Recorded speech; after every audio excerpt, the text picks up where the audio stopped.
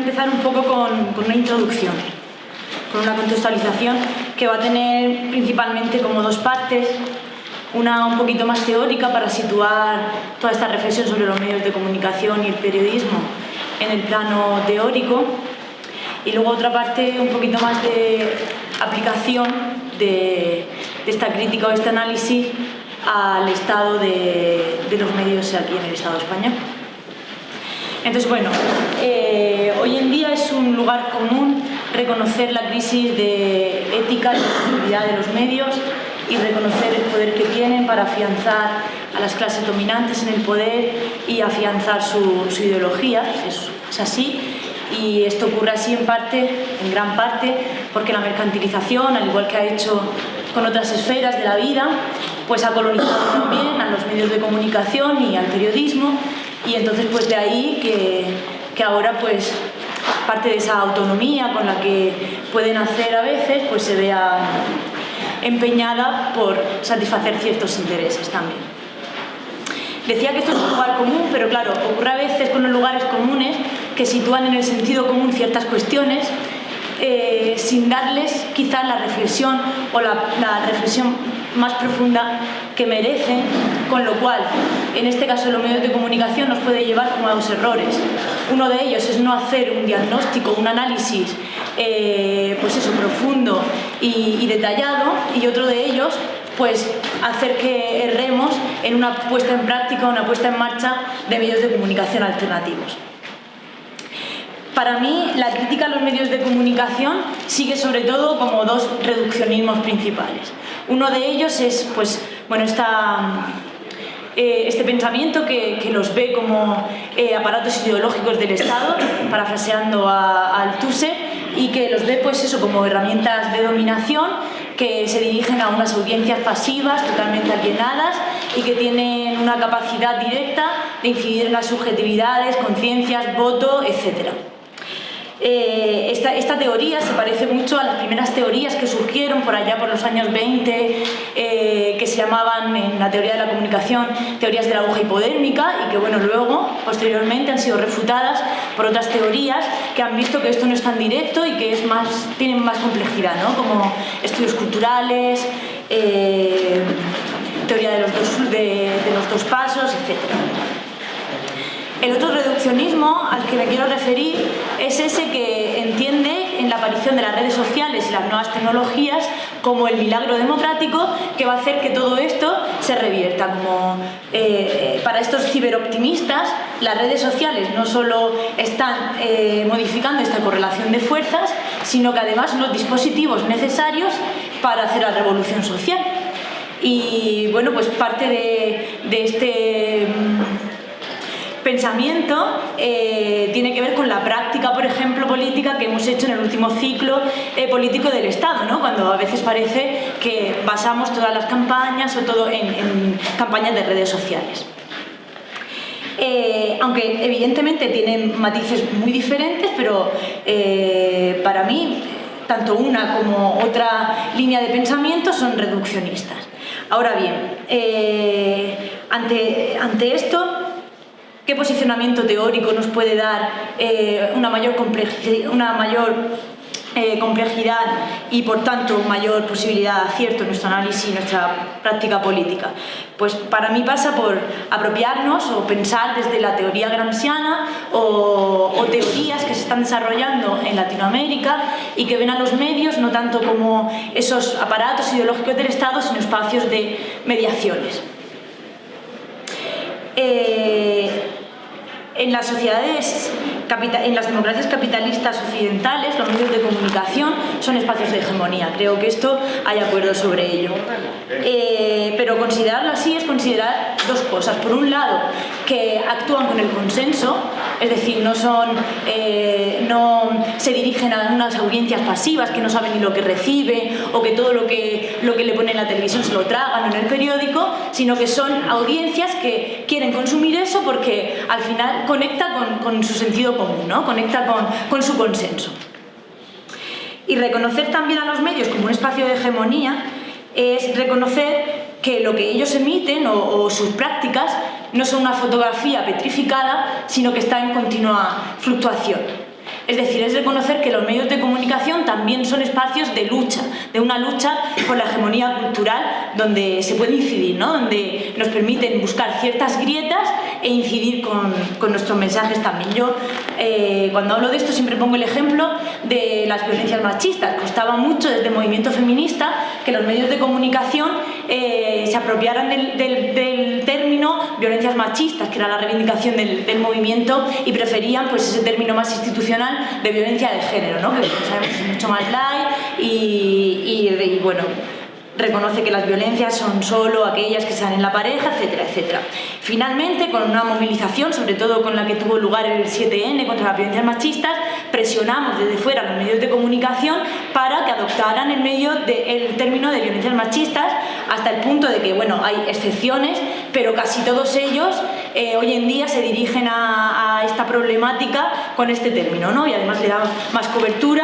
Todo esto con todas las tergiversaciones que se puedan hacer, pero para que veamos un poco esas grietas que nos permiten como también incidir en los mensajes de los medios. Claro, caracterizar así a los medios de comunicación es repensar también la relación que tienen los movimientos sociales, los colectivos de la izquierda, organizaciones, etcétera, con ellos. Yo creo que el 15M nos dio como una lección también en este aspecto. Yo creo que cuando el 15M propuso una crisis del régimen, conectó política, economía, pero también conectó la crisis de los medios de comunicación, la crisis de legitimidad, ¿no? Como triangulando esa crítica. Desde ahí, claro, el 15M nos enseñó también a tener como una posición pues crítica e impugnadora a los medios de comunicación, a sus mensajes, y sobre todo nos enseñó la necesidad de que los movimientos sociales y los colectivos nos hiciéramos con nuestros propios medios alternativos, también con el empuje que nos permiten las redes sociales, etcétera, para transmitir nuestros propios mensajes como al margen o de manera paralela a estos medios más masivos. Bien, pero todavía sigue, teniendo en cuenta que esta es la línea principal de cualquier movimiento que se plantee, bueno, pues esa postura crítica, transformadora de la sociedad, etcétera, todavía sigue como entre interrogantes cuál debe ser nuestra relación con los movimientos, como digo, de alcance más masivo, ¿no? Entonces, considerando que son esos espacios de hegemonía, desde luego deben ser medios en los que cualquier colectivo que quiera que su mensaje se difunda de una manera masiva, pues tiene que conquistar también este terreno. Lo hablaba ayer un momentito con María durante la comida, ¿no? Y decíamos, es verdad que al final Podemos ha adquirido también la relevancia que ha adquirido, no por la tuerca, sino porque ha sabido como conquistar también espacios como la Sexta o incluso platós menos amables, etcétera, ¿no? Como para ejemplificar un poco la importancia que tiene también como introducir los mensajes en esos medios. Por un lado esto, y por otro, considerarlos también como espacios interesantes para estudiar cómo funcionan los mecanismos de consenso, o sea, cómo conectan de verdad con el deseo de las audiencias, con sus gustos y cómo funcionan, porque al final es lo que vamos a tener que apropiarnos para lanzar nuestros propios medios. Entonces, verlos también como esos espacios donde podemos estudiar, porque al final este sentido común con el que conectan es el sentido común que tenemos, desde el que tenemos que partir para elevarlo o para transformarlo o lo que queramos y hacer que haya un verdadero interés, no de consumo consumista, sino interés de clase, ¿no? Que consumamos información de acuerdo a nuestro interés también de clase. Por expresarlo también como una manera un poco más teórica, concebir a los medios también no solo con sus contradicciones y su opresión y su dominación, sino como espacios que nos brindan oportunidades, es abandonar un poco esa perspectiva de la escuela de Frankfurt, que a veces caía como en cierta nostalgia de que la alta cultura se ha caído, la industrialización de la cultura es lo peor que nos ha pasado, ya no hay cultura, y adquirir como un posicionamiento más benjaminiano de ver también en esa pérdida de aura de la alta cultura a la que solo podían acceder en las clases también más concretas, de ver también ahí una oportunidad de la democratización, ¿no? Y de poder observar también los medios masivos en sus mensajes, en sus contenidos, como parte de la cultura popular que nosotros queremos estudiar y que queremos sentir. Este es como posicionamiento teórico que yo propongo y que por supuesto en el debate está abierto para, bueno, pues añadir algo, refutarlo, etcétera.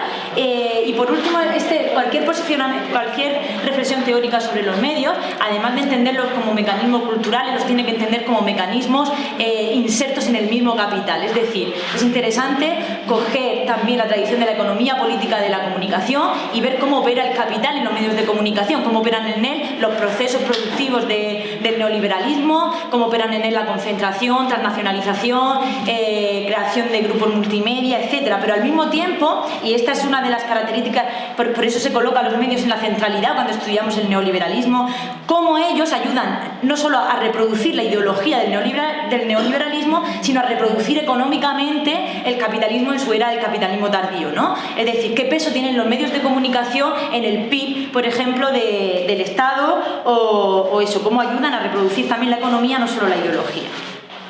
Este sería como el primer apartado que decía, que era una reflexión como más teórica. Por aterrizar este análisis de doble vertiente en el caso del Estado español, con esta vertiente de análisis cultural, pero también análisis económico, caracterizamos el estado de los medios en el Estado español.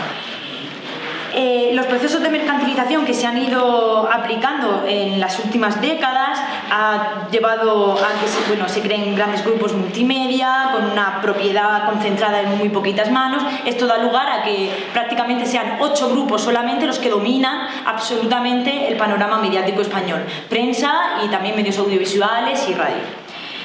Claro, no hace falta indagar mucho en las conexiones que tienen estos grupos con los grandes capitales y los poderes políticos para ver realmente los intereses que hay ahí detrás y las limitaciones que van a tener a la hora de sacar contenidos, y también cómo van a modificar las mismas prácticas periodistas, ¿no? Al final parece que vamos a un periodismo en el que el periodista es un mero editor de información, en el que no tiene peso dentro de la redacción, que está como al margen de las grandes decisiones y que no tiene la capacidad de proponer ni temas ni nada.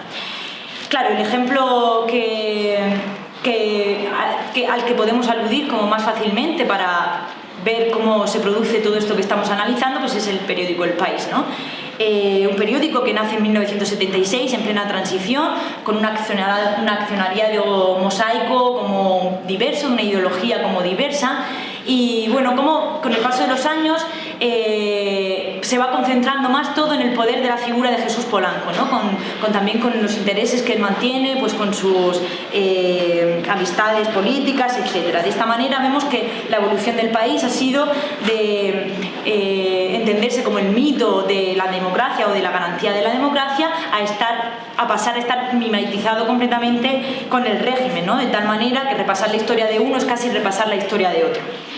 Esto se produce en gran parte por la deuda que asumió el periódico y que antes de 2012 le llevó como a que entraran en su accionariado grandes empresas como Telefónica, el Banco Santander, CaixaBank o el Banco HSBC, o sea, para que nos demos cuenta un poco también lo que hay detrás, ¿no? Y esto, claro, luego tiene su reflejo pues, en los contenidos también que emite, ¿no? Hemos visto auténticas campañas pues, a favor de la monarquía, cuando dimitió el rey. Hemos visto ahora una última campaña en contra de Pedro Sánchez en las últimas primarias del PSOE, bastante potente. Y igualmente en el proceso catalán, ¿no? De tal manera que el país actúa como el intelectual colectivo que es, como agente activo totalmente de la política del Estado. Esto por poner un ejemplo del país, pero el panorama no cambiaría mucho si repasamos otros medios o ya si nos vamos al audiovisual, donde además los contenidos están más enfocados siempre al entretenimiento, etc. Por suerte todo el panorama no es este, por suerte también hay medios, hay prensa que nace con una intención diferente, que nace con intención de tener otras prácticas y otros contenidos y que bueno, que también lanzó como esta vía para que en el debate con las intervenciones de Nuria y Pablo pues podamos como valorar qué están haciendo esos medios o cómo vemos la actividad. Bueno, de alguna manera ese paradigma comunicacional de los 70 a los 80 desde el punto de vista como de las izquierdas era el de generar medios alternativos, ¿no? Medios o mensajes alternativos. Un teórico de Semper hablaba de trasladar el foquismo del Che Guevara eso que decían de un Vietnam, dos Vietnam, 1000 Vietnam, trasladarlo al ámbito de la comunicación, ¿no? Eso frente a las tendencias de concentración del sistema mediático, por ejemplo, estadounidense como paradigma, y también a la centralización soviética, ¿no?, de la información controlada por el Estado. Era lo que se hablaba de imperialismo comunicativo. Eso de alguna manera sí que se reproduce en parte en mi generación, que bueno, es una generación que empieza a militar vinculada, pues no sé, a la insumisión, vinculada a las ocupaciones de los 90, a lo que se llamó el movimiento global en los 2000. En esa época también hablábamos un poco como de contrainformación, ¿no? Se decía don't hate the media, be the media, ¿no? Eso era el lema de Indymedia, que también es un momento de transición porque es cuando se empieza a extender el uso de Internet. En aquel entonces, yo me acuerdo de la primera vez que vi un vídeo que se reprodujo en Internet, que tenías que esperar un montón de rato que se cargase y era así como, wow, mira, estamos reproduciendo un vídeo por Internet. Eso, ¿no?, a día de hoy, a veces nos olvidamos, pero eso fue un cambio fundamental.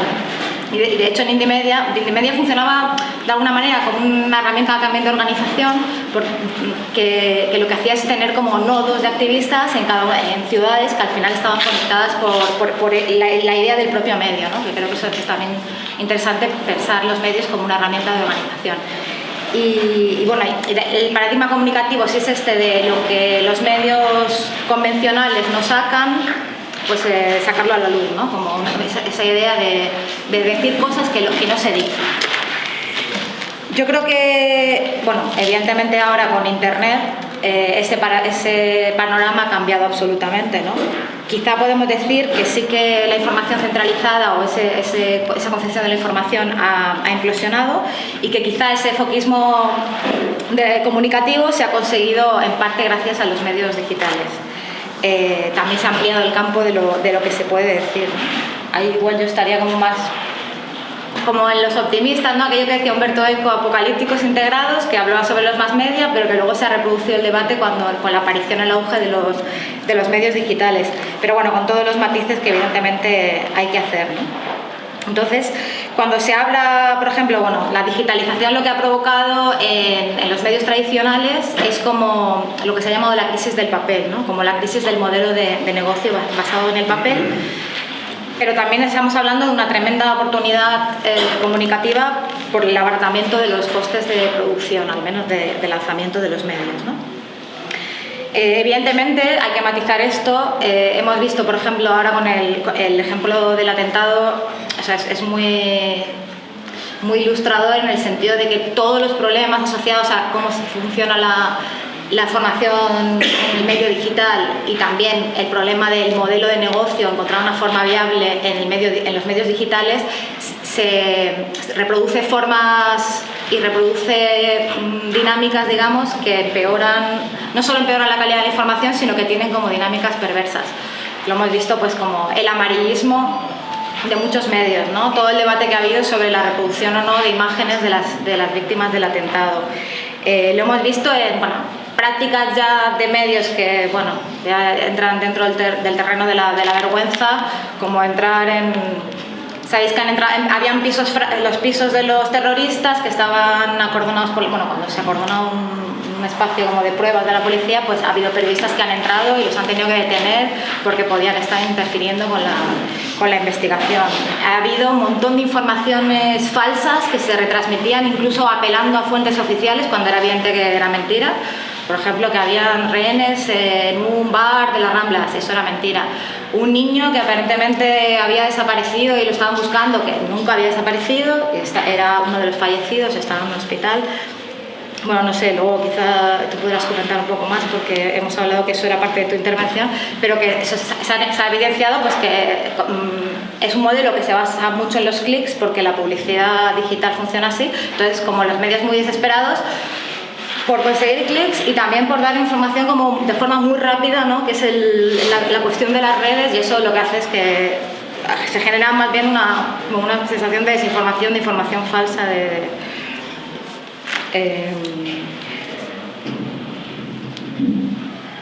Por eso digo de optimismo matizado y también, bueno, aparte de otras cuestiones que tienen que ver con la comercialización, con la precariedad dentro del periodismo, problemas de escala también.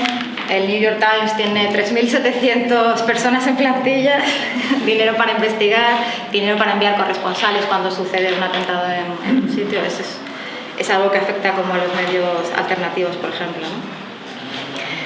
Pero la posibilidad de que exista una información alternativa no es solo una cuestión de las posibilidades tecnológicas, es también una cuestión muy importante de ampliación del espacio político, ¿no? La ampliación del ámbito de lo que se puede decir o de lo que la gente quiere escuchar, cómo se vincula eso con momentos fuertes de cambio político como el que estamos sufriendo en nuestro país. Y así como en el ámbito institucional de los partidos han aparecido nuevos partidos, en el ámbito de los medios hemos visto la emergencia de muchos de estos nuevos medios, sobre todo en el ámbito del periodismo digital escrito. Como ha explicado Rebeca, el 15M o la crisis del régimen también tiene una vertiente, digamos, comunicativa, en la que se ha puesto en cuestión de alguna manera todos esos pilares del régimen. Uno evidentemente es el mediático. Podemos quizá también hablar de una brecha generacional. Yo creo que se ha hablado mucho para entender también lo que sucedió en el 15M, también de cuál era la composición social de ese 15M, ¿no? Jóvenes de clase media que ven truncadas sus posibilidades de ascenso social, jóvenes que se radicalizan, ocupan las plazas y que provocan así la mayor sacudida política desde la transición, ¿no? Una transición a la que también ponen en cuestión. Bueno, este espacio político nuevo que se crea también busca un nuevo tipo de información y nuevas formas de que se les cuenten las cosas. Esta es la generación de las redes sociales, ¿no? Cada vez más, y eso se nota mucho la diferencia, los jóvenes se informan ya por ejemplo, medios o noticias que les llegan por las redes sociales. Ni siquiera entran a cabeceras. Hay gente que sí, pero digamos, fundamentalmente es lo que te llega por Facebook o por Twitter. Y eso tiene que ver con la juventud también, ¿no? El papel también lo ha comentado Rebeca, el papel de Podemos cuando nace Podemos está súper vinculado a las redes sociales. La cuenta de Podemos, cuando aparece en Twitter, se la cierran varias veces porque de repente tiene millones de seguidores en muy poco tiempo y para Twitter eso es signo de que es una cuenta alimentada por bots o lo que sea. Entonces, ¿cómo se basa eso y cómo eso está vinculado con cómo funciona, cómo se reproduce el 15M? Lo de los dispositivos móviles es muy significativo. Por ejemplo, en el medio en el que estoy colaborando, que es Contexto, la mayor parte de la información se lee a partir de dispositivos móviles, fundamentalmente del móvil. También, además, con dos tiempos de lectura que ponen en cuestión eso que se dice que la gente no lee en internet mucho, porque el tiempo medio de lectura son 14 minutos, medio, eso quiere decir que hay gente que pasa mucho más tiempo. Es uno de los medios que tiene tiempos de lectura más altos. Los que tienen menos, creo que es OK Diario, tiene una media lectura de 3 minutos de permanencia en el medio.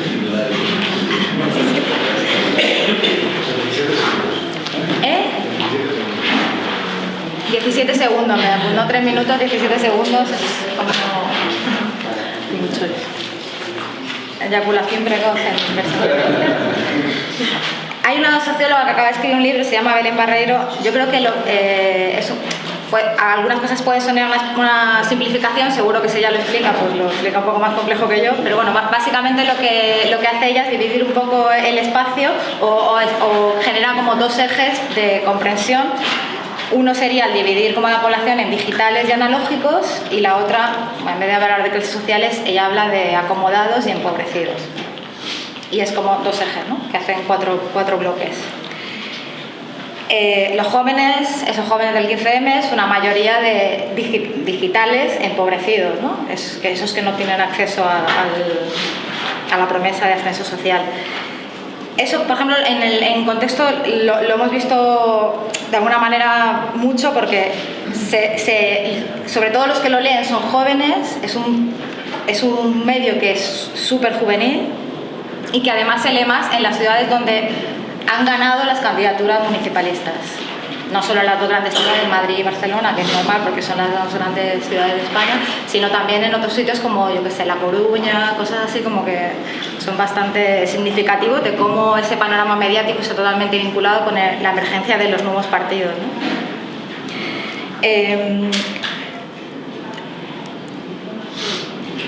es interesante pensar esto de, o sea, los nuevos votantes de los partidos, los jóvenes, los votantes de los nuevos partidos serían estos que, digamos, están dentro de lo que Belén Barreiro habla que son digitales, ¿no? Son fundamentalmente digitales.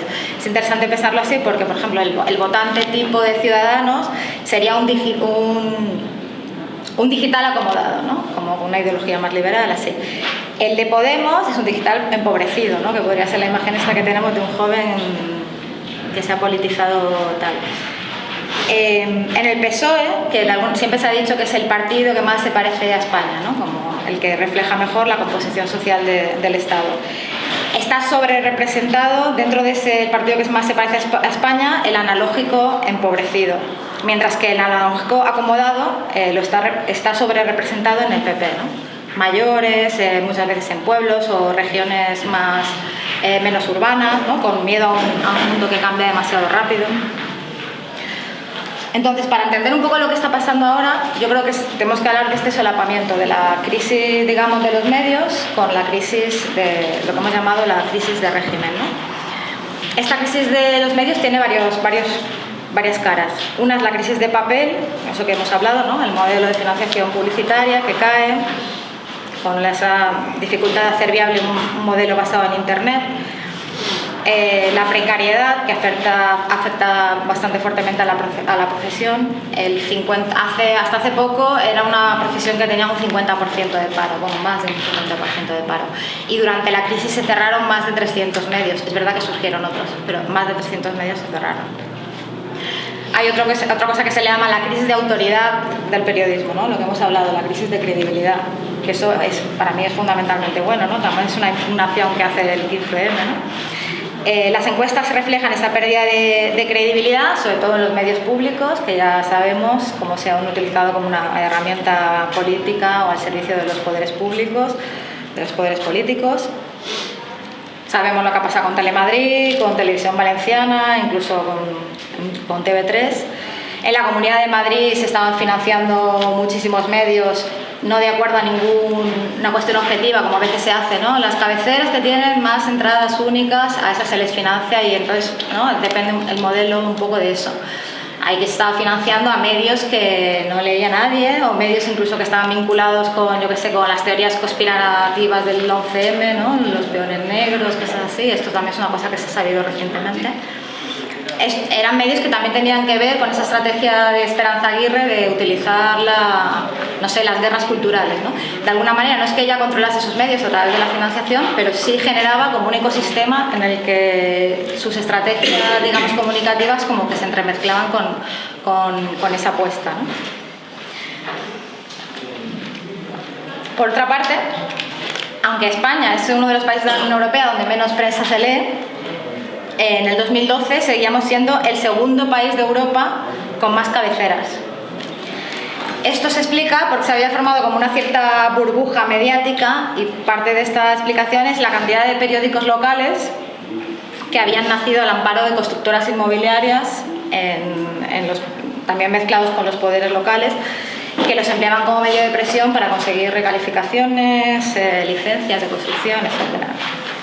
En cualquier caso, España nunca ha destacado por su pluralismo mediático. A día de hoy el 60% del mercado de prensa se lo reparten tan solo entre 3 actores, que son Vocento, Unidad Editorial y Prisa.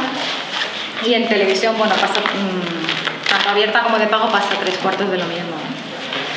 Como ha explicado Rebeca, el país es como el perfecto ejemplo de lo que ha sucedido o de cómo se han conformado estas crisis de régimen con la crisis de los medios. Es el gran medio de la transición, se crea en 1976, 5 meses después de la muerte de Franco, y será no solo el gran medio de la transición, sino que posteriormente se consolida como el gran medio español, ¿no? Si el PSOE era el medio que más se parecía, si el PSOE era el partido que más se parecía a España, el país, en teoría, era el medio de este país de clases medias, ¿no? de esta apuesta por un país de clases medias, que es lo que se había, bueno, no tanto, bueno, digamos que esa España que se había pensado como con un gran centro, una amplia clase media, más incluso que en términos reales, es una clase media que se ideológica, si queréis, o muy vinculada al modelo de la especulación inmobiliaria o de las rentas que se extraen a partir de la propiedad inmobiliaria. Y ese país de clases medias pues es lo que implosionó con la crisis económica, ¿no? Y ese país ya no existe, por eso el país, para la redundancia, también entra en crisis política. A eso se suman los problemas económicos que ha tenido. Era un medio que jugaba mucho en bolsa, que estaba fuertemente financiarizado. En el 2011 despidió a más de 100 personas que tenía contratadas. Y en este momento nos encontramos, por un lado, con esa transición puesta en cuestión, y eso provoca que el país también, aunque es un medio que está fuertemente consolidado porque forma parte de un grupo muy grande, también está muy puesto en cuestión. Es evidente, Rebeca ya ha comentado algunas cosas. El último editorial que hizo con ocasión del atentado, ¿no? Donde vinculaba los atentados o lo utilizaba como herramienta política para ir contra el independentismo en Cataluña. Todo el papel que ha jugado, según Pedro Sánchez, con una entrevista en televisión, cuando dijo que Prisa le había presionado para que no hiciese un pacto con Podemos. O sobre todo con la información que tiene que ver con América Latina, donde Prisa tiene intereses económicos muy fuertes, ¿no? Esto hace como que constituye una pérdida de credibilidad muy fuerte, ¿no? Entonces, digamos que en esta doble crisis política y de modelo de negocio del periodismo aparecen o hay una eclosión de nuevos medios, sobre todo en el mundo digital, ¿no? El diario, por ejemplo, como ese medio como que nace mucho también de la cultura copyleft y tal, post-15M. Otros medios que incluso surgen de plantillas de medios que han quebrado, que tienen problemas económicos. Le pasó a la María con Público, por ejemplo. Contexto surge de periodistas que salen del ERE del País, que también se han radicalizado en ese proceso con el 15M. Diagonal Salto, bueno, luego hay otros medios que lo que hacen es como, yo entiendo que es proyectarse hacia adelante, ¿no? Como que esa sacudida del cambio político les hace replantearse cuál tiene que ser su papel o su modelo de negocio. También aparecen medios de derechas, ¿no? El Español, que está más vinculado con las élites, tiene un crowdfunding de salida que recauda más de 100.000 euros, que es bastante. Aunque muchos de esos medios todavía son frágiles y no han consolidado un modelo sostenible, ¿no? Muchos se basan en suscripciones, que en realidad está bien, pero que está bien porque vincula la credibilidad de tu medio con el apoyo que consigas que te den los lectores. Y hay otros que el Confidencial, por ejemplo, existe desde el 2001, pero se convierte durante estos años en el tercera cabecera digital. También hay que señalar que, bueno, aunque hay proliferación de puntos de vista y de medios, El País o El Mundo siguen siendo las cabeceras más leídas, ¿no? Con audiencias que triplican las de los otros medios nuevos digitales como El Diario o El Confidencial incluso. Me estoy centrando mucho en prensa porque la tele española no la controlo tanto, ni siquiera, no veo mucha tele, pero además porque de alguna manera es verdad que la tele modela el sentido común y que todavía buena parte de la población española se informa a través de la televisión, pero de alguna manera los medios de prensa son los que están más vinculados con la creación de opinión en el sentido de relacionados con las élites políticas, con lo que se ha llamado en teoría de la comunicación la teoría de los, como eran, líderes de opinión, ¿no? De los líderes de opinión. Entonces, así como se han generado y se acabarán por consolidar nuevas élites en los nuevos partidos, de alguna manera de todo ese nuevo ecosistema mediático parece que surgen como nuevas élites periodísticas, o sea, nuevos medios, pero también nuevos periodistas que son capaces de interpretar lo que está sucediendo con por ejemplo, esos nuevos partidos, ¿no? Por ejemplo, en sitios como El Confidencial o en otros periódicos vemos periodistas muy jóvenes que de repente encuentran un hueco en la sección de política porque son los únicos que son capaces de entender Podemos o las candidaturas de confluencia municipalista, que para los periodistas clásicos eso era una especie de puzzle ahí como incomprensible. también por una cuestión generacional o de vínculos políticos con esos nuevos sectores sociales que estaban tan alejados de lo que eran las élites periodísticas tradicionales. Por tanto, de alguna manera podemos decir que si hay posibilidades, y ahora esto si queréis lo podemos debatir, lo dejo para el debate, pero parece que sí hay posibilidades de que se produzca una normalización de esta situación política que hablábamos de oportunidad por la crisis de régimen, de un cierre o de una revolución pasiva, si queréis en términos de Gramsci, que aquí se le quiere tanto. Pues si hay esa posibilidad, también hay una posibilidad de integración y de normalización de esas nuevas élites periodísticas, ¿no? Es evidente, bueno, durante las últimas generales hemos visto como la mayor parte de opinión, incluso que se producía desde esos medios supuestamente más alternativos, más vinculados con las necesidades informativas o el nuevo espacio político que sale del 15M, sin embargo apoyan con toda su fuerza un pacto entre PSOE y Podemos porque el objetivo es echar a Rajoy. Digamos, no hay un análisis que va más allá de cuál es el objetivo de echar a Rajoy, ¿no? De cuál era la oportunidad abierta por el 15M y por qué nos planteábamos, por ejemplo, que ese momento destituyente podía dar lugar a un proceso constituyente que evidentemente transformase también las instituciones. Eso, que para mucha gente de movimiento, digamos, que ha estado muy presente como uno de los ejes políticos, bueno, según yo lo veo así, de lo que sucedió en el 15M, no ha tenido un reflejo. Esa visión política no ha tenido un reflejo en los nuevos medios tampoco, ¿no? Sino la del pacto, echar a Rajoy, ¿no? Digamos, una especie de alianza con esa idea de que hay que crear una alternativa. O sea, digamos, con las tesis, como podrían ser más alineadas con algún sector de Podemos, que dice que no ha habido una crisis de Estado, que lo que hay, o sea, no una crisis de Estado, una crisis institucional, sino que lo que hay es una crisis de la clase política. Entonces, bueno, pues renovamos clase política con Pedro Sánchez y Podemos, y yo digo, creo que esa ha sido, igual me equivoco, si tenéis otras opiniones me gustaría oírlas, esa ha sido como la opinión predominante en los nuevos medios también. De hecho, ahora se ha producido el pacto entre PSOE y Podemos en Castilla-La Mancha, en minoría, con todas las condiciones de subordinación que implica ese pacto, y tampoco ha habido una contestación muy fuerte en medios ni digamos un debate sobre qué implicaciones tiene eso para las posibilidades de transformación que se abrieron con el 15M, ¿no? Por tanto, yo diría que siguen haciendo falta medios de movimiento, medios como Poder Popular, medios como El Salto, que vayan más allá de los intereses de reproducción de estas nuevas élites, que progresivamente también van a estar como más entremezcladas con los intereses de los nuevos políticos, ¿no? Digamos que progresivamente ocupen más posiciones de poder político institucional, esos intereses van a irse consolidando. Es como la historia ejemplar del país en la transición, ¿no? El gran periódico contestatario convertido en una potencia económica progresivamente financiarizada, y parte de eso que hemos llamado la casta, ¿no? Para impugnarla.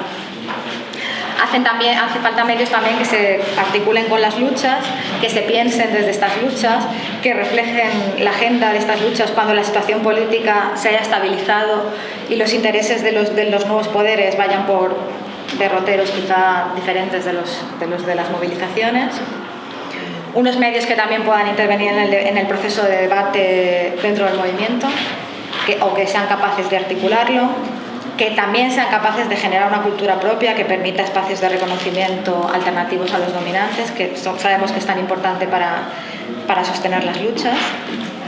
Es evidente que eso no quiere decir que tienen que ser medios ideológicos o identitarios, pero que sí que tienen que apostar por funciones nuevas, como puede ser una comunicación que apunte a formas de acción, que sirva de plataforma, incluso plantee y articule debates estratégicos y tácticos de los movimientos.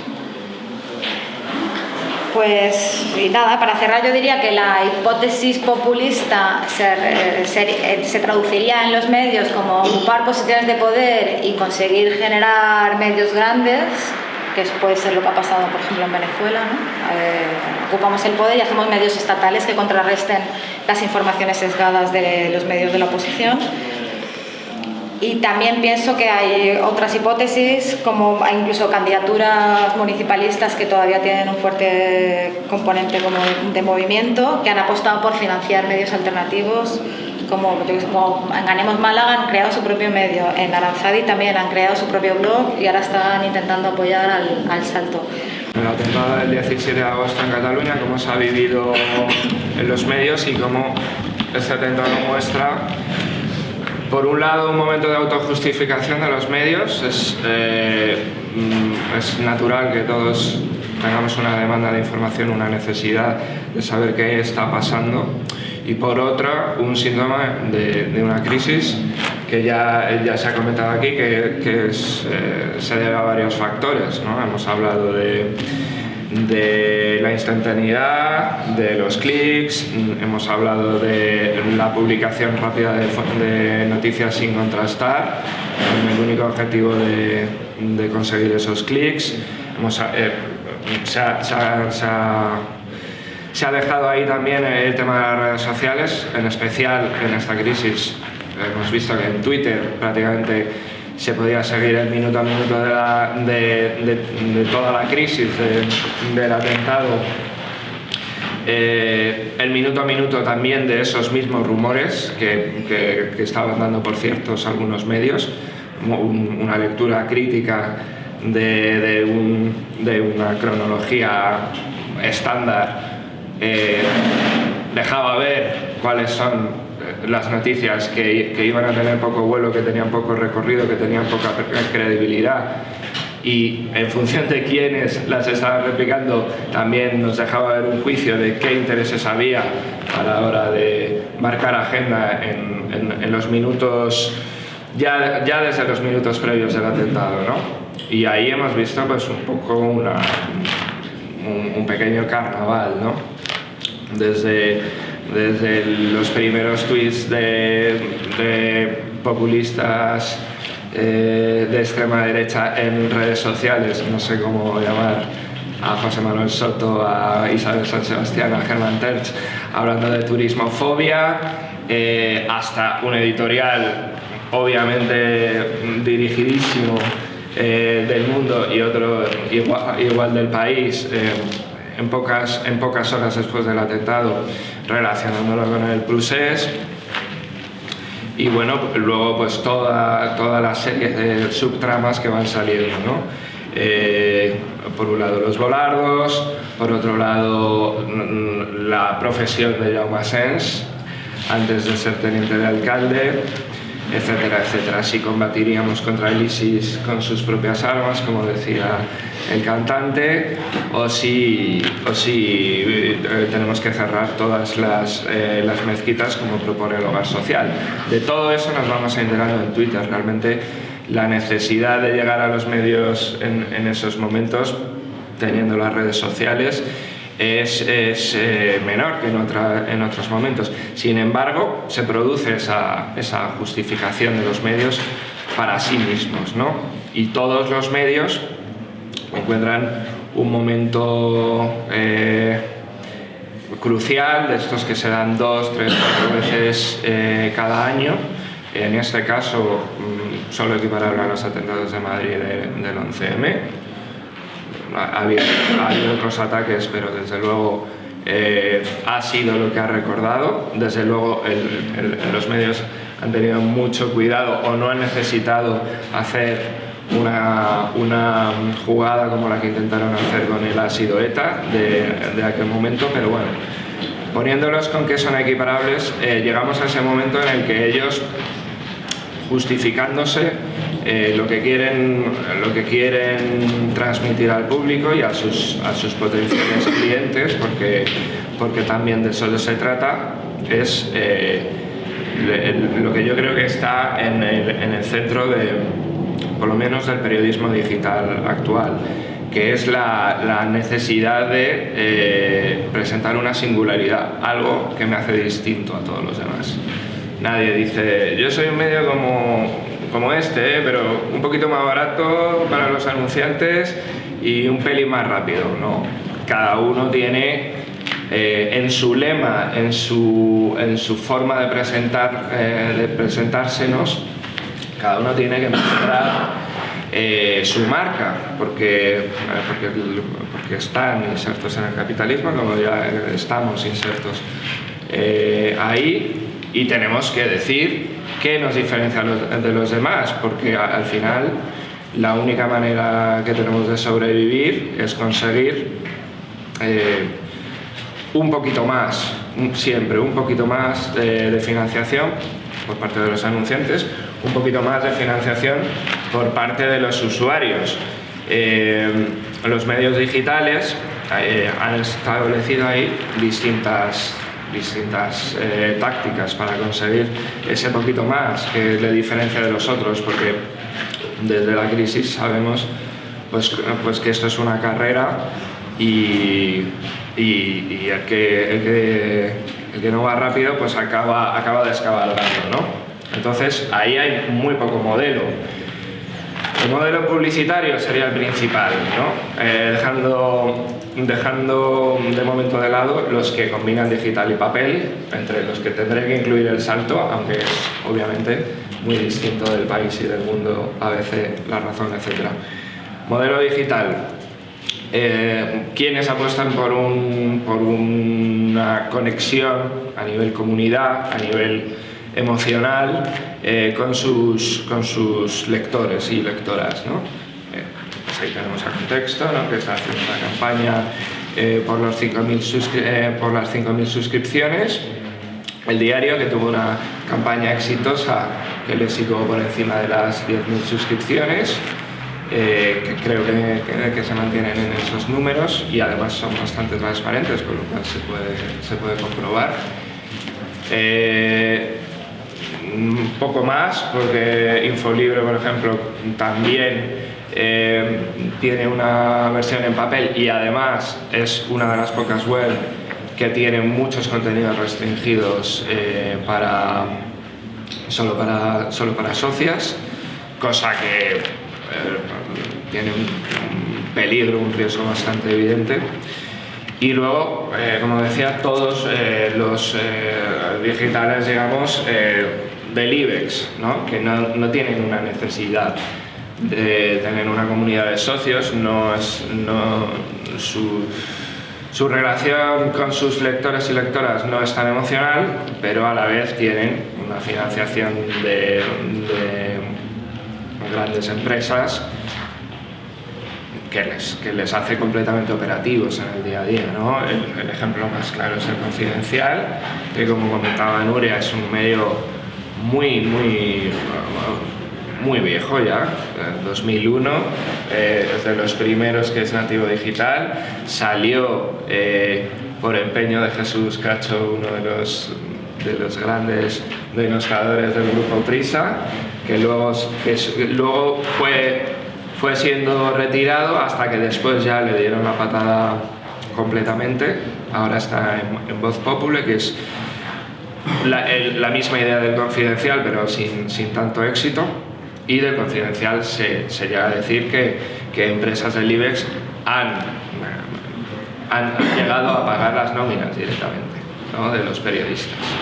No hablamos ya de garantizar una serie de anuncios fijos, que eso lo han hecho empresas como Telefónica con infinidad de medios, infinidad no, es una exageración, pero con muchos medios a lo largo de los últimos 40 años, sino de hacerse cargo de los salarios de los trabajadores. Bueno, pues el Confidencial obviamente tiene una línea de ganar visitas, tiene una línea de información empresarial que también es bastante valorada por los usuarios del IBEX y por los mercados financieros, etc. No en vano ellos se dirigen a un target como de lectores exigentes y especializados, etc. Pero no tiene ninguna campaña de socios o es muy menor, ¿no?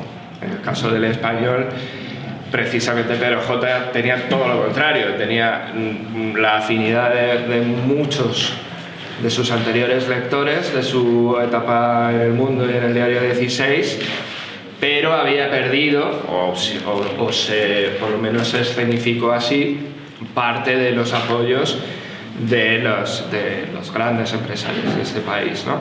Entonces, él optó por un modelo que tradicionalmente se ha asociado más a los medios del espectro del campo semántico izquierdas, ¿no? Consiguió yo creo que llegaron a ser 1 millón de euros en el crowdfunding, mucho más de 100.000, porque 100.000 lo hemos conseguido 4 pelanas, y estos llegaron con ese proyecto y se les ha quedado bastante atascado, también hay que decirlo, ¿no? Porque ha surgido OK Diario, que con el mínimo esfuerzo también periodístico, los 27 segundos de permanencia de media es una cosa completamente intencionada. No es un medio que quiere lectores y lectoras, quiere tráfico, quiere visitas. Son cosas muy diferentes, ¿no? Bueno, decía, digamos, el tema digital, nadie ha conseguido otro modelo, porque ya comento que el propio modelo de Infolibre es un modelo muy raro en el Estado español, también bastante raro en otros países, pero algo menos. Es el modelo que ha intentado poner en juego Mediapart, que es un medio francés muy interesante, pero que en este contexto del que hablábamos, de redes sociales, de Twitter, de información que nos sale por las orejas, es difícil. Yo lo considero por lo menos muy difícil de llevar a cabo. Y luego, ya desarrollando un poco, bueno, pues yo como me pongo en la situación de este momento, volvemos a 17 de agosto, atentado en Barcelona, ¿no? Nosotros, Salto, ahora mismo estamos finalizando una etapa de transición entre lo que fue Diagonal, que bueno, pues tuvo un modelo híbrido bastante arcaico en unos comienzos en cuanto a sus modos de financiación y de funcionamiento, porque no dejábamos de hacer una financiación por cuotas o por bonos de apoyo, también bastante predigital, incluso en los modelos de pago o en las pasarelas de pago, cosa que bueno, pues ya se va resolviendo. Ahora estamos, como decía, en ese momento de transición. Nosotros el 17 de agosto pues tenemos un debate. Tenemos un blog antes de la salida de la web, que está prevista para el 13 de septiembre, y bueno, nos ponemos a pensar qué queremos sacar, qué podemos sacar, qué debemos a esas lectoras y lectores que han depositado la confianza en nosotros, bla, bla, bla, sobre lo que está sucediendo en Barcelona, que no se pueda estar leyendo en Twitter, que sé que no todo el mundo tiene Twitter, o sea, que no es una cuestión de si te quieres informar, vete a esas redes sociales, pero sí marca mucho el hecho de que las informaciones que vayan llegando, estamos hablando de que la mayoría de los medios en las primeras horas se nutren fundamentalmente de dos fuentes: la policial, las emisiones que da, la institucional, en el mismo pack, diríamos, policial e institucional, se van alternando para dar algunas informaciones, pocas, porque las primeras horas de un ataque poco se va, o sea, se puede ir diciendo, se pueden ir haciendo avances de número de fallecidos, etcétera, pero todo siempre recomienda cautela, ¿no? El caso del falso encierro en el mercado de la boquería pues es paradigmático de cómo la prensa se salta esa cautela mínima y genera un estado de alarma, ¿no? Bueno, pues en ese debate estábamos nosotros. Twitter es la fuente ahora mismo por donde se estaba comunicando los Mossos. también las comunicaciones institucionales, también no siempre en unas comunicaciones interesantes las institucionales, porque la propia información de unas condolencias no tiene demasiado recorrido. Sin embargo, en un minuto a minuto se destaca, se dice que Carlos Puigdemont está muy preocupado y muestra su consternación a través de un tuit. Es bastante poca sustancia informativa ahí, pero bueno, se utiliza. Y tenemos ese debate. ¿Qué hacemos? Con un blog decidimos pasar de minuto a minuto, es una renuncia, y decidimos de alguna manera volcarlo a la edición en papel. ¿Qué sentido tiene una edición en papel a estas alturas del siglo XXI? Bueno, lo tratamos ahora en 5 minutitos. ¿Por qué renunciamos al tema de la web?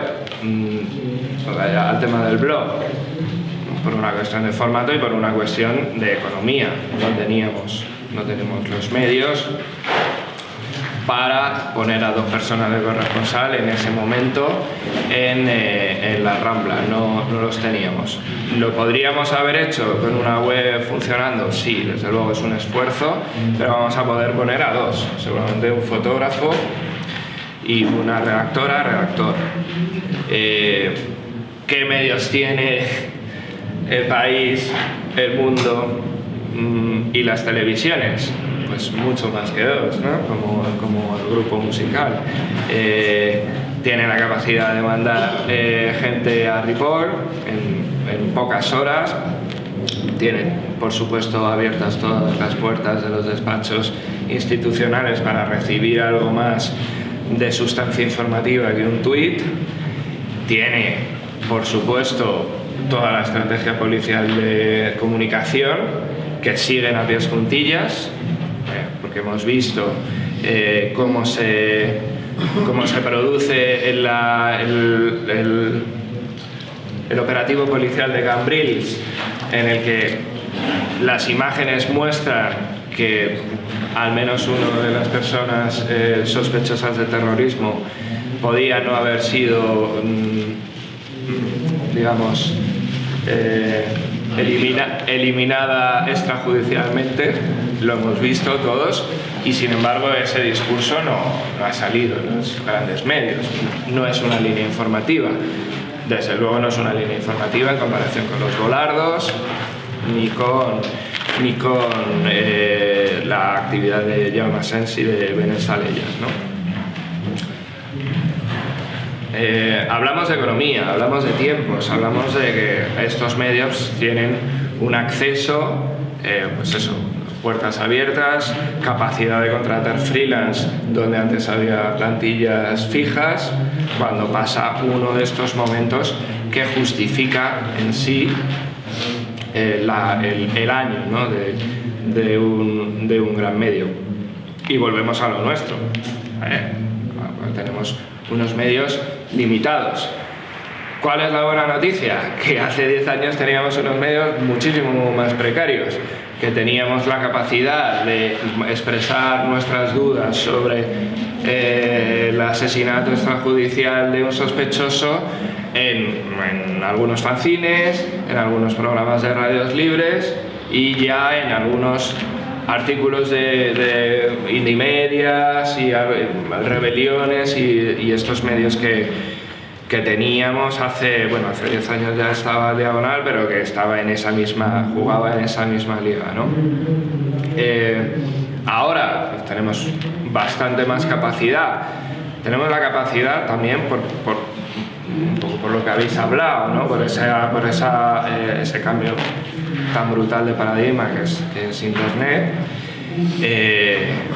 que hace, digamos, que nuestra propia sobreinformación, no ya la de los periodistas, sino la de cualquier persona, nuestra propia sobreinformación nos haga saltar mejor el radar de aquello que es noticiable, de aquella versión que tiene que ser cuestionada, de dónde tenemos que introducir la crítica sobre determinado tema.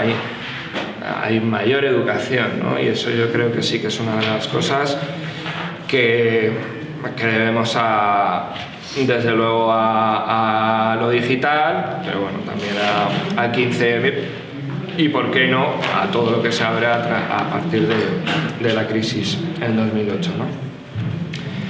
Digo, son buenas noticias. Desde luego nosotros estamos más o menos satisfechos con lo que sale en la edición en papel. Creemos que hemos hecho un esfuerzo que es un esfuerzo que es político, porque nosotros sí que hemos intentado tener una línea distinta y clara en cuanto a las motivaciones de este atentado, a las consecuencias de este atentado y a las posibles secuelas que pueda dejar, pero también hemos mostrado dónde no llegamos, ¿no? No llegamos a emular a esos grandes medios, no podemos ser calcos de ellos, o no hemos podido ser calcos de ellos. No sabemos si con la web hubiéramos podido tener unas prestaciones parecidas a la hora de hacer ese minuto a minuto, ¿no? Que ha sido lo que ha ocupado los grandes medios. Y sin embargo lo que podemos aportar es un análisis, una visión política muy diferente, ¿no?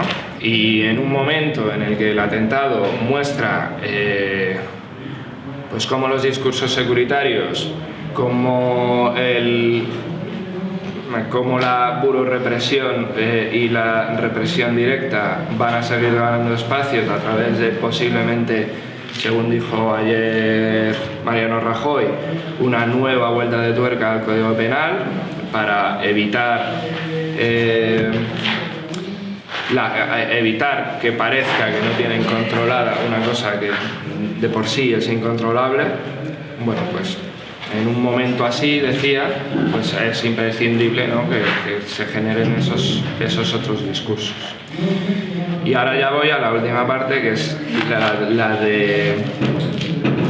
la de la propia autojustificación de cada uno de sus medios, esa singularidad. Ya he hablado un poco del salto, he hablado un poco de por qué es anacrónico en cierta medida nuestro modelo. También que creo que hay una estrategia bastante clara para cambiar ese modelo que estuvo o que llegó a sus límites con Diagonal, y que esta es la motivación de que haya salido el salto adelante, porque, bueno, decía, hay dos formas fundamentales, ¿no? Lectores y comunidad, ya más que nunca basada en factores emocionales muy subjetivos, ¿no? ¿Qué hace que alguien se suscriba a un medio en lugar de a otro?